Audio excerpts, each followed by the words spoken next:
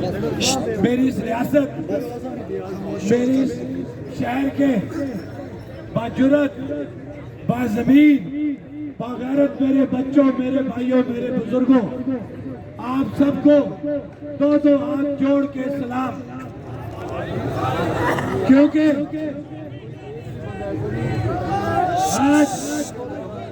आज इस रियासत ने, ये रियासत नहीं रही, ये डायन बन चुकी है।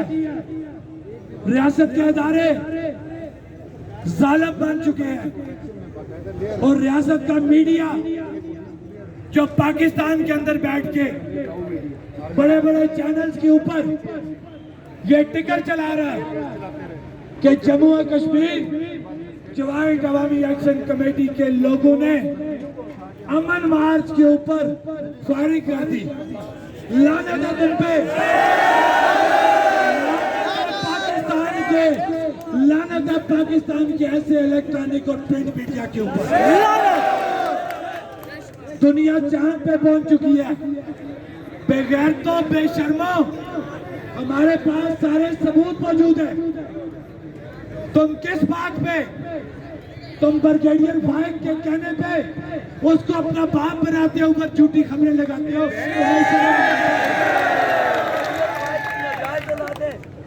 हमने हमेशा इदारों की इज्जत की, हमने हमेशा पाकिस्तान की सालवियत की बात की, लेकिन आज आईएसआई का एक ब्रिगेडियर फाइक यहाँ पे बैठ के प्लान करके पाकिस्तान के अंदर से 9 मई की तरह का सानिया बनाने के लिए गुंडे लेके आए। उनको असला दे, उनको असला दे और नाते कश्मीरियों के ऊपर वो फायरिंग कराए। तो ब्रिगेडियर फाइक, जो तुम आईएसआई का टैग लेके मजे कर रहे हो, हम पूरे इदारे को, फौज को कभी टारगेट नहीं करेंगे। हर इदारे के अंदर इस जैसे गंदे मरदूद लोग मौजूद होते हैं। लिहाजा चीफ ऑफ आर्मी स्टाफ, आपसे यह अपील की जाती है कि किसने इस ब्रिगेडियर फाइक को यह इख्तियार दिया कि उसने हमारे लोगों को दफ्तरों में बुला के जलीला ख्वार किया, उनको जेरे बार किया और उन्हें कहता रहा कि एक्शन कमेटी के खिलाफ स्टेटमेंट दो, नहीं दोगे तो तुम्हारा जीना 2 बार कर दिया जाएगा, तुम कारोबार नहीं कर सकोगे, तुम नौकरियां नहीं कर सकोगे। क्या हमारे इदारों का यही काम है? नहीं, हमारे इदारों का काम बॉर्डर्स पे जाके डिफेंस करना है।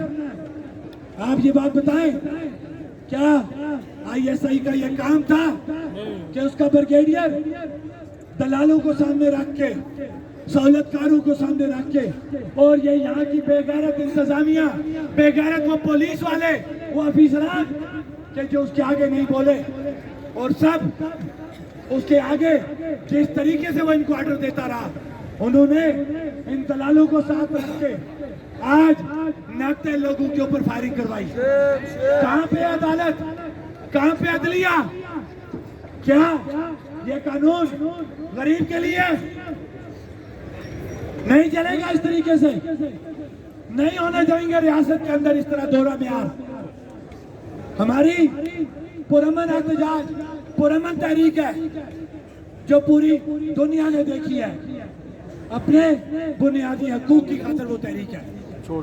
तो मैं ये पूछना चाहता हूँ चीफ ऑफ आर्मी स्टाफ आपसे, वज़ीर आज़म पाकिस्तान आपसे, कि कौन सा हमने जुर्म कर दिया, हम कश्मीरियों ने कौन सा इतना जुर्म कर दिया कि वहां पे तो मकबूजा कश्मीर के अंदर एक काफिर हमारे कश्मीरियों को मार रहा है। तो तुम्हारे पास क्या इसका जवाब है कि आजाद कश्मीर के अंदर हमारे मुसलमान इदारों के लोग दफ्तरों में बैठ के अपने आलाकारों को साथ रखते हुए, इंतजामिया और पुलिस की सपोर्ट देते हुए नाते मुसलमान कश्मीरियों के ऊपर फायरिंग करवा रहे हैं। फिर तुमसे ये सवाल तो बनता है कि उस काफिर में और तुम में क्या फर्क बाकी रहा? ये मुनाफिक है, वो काफिर है। तुम किस आजाद रियासत की बात कर रहे हो?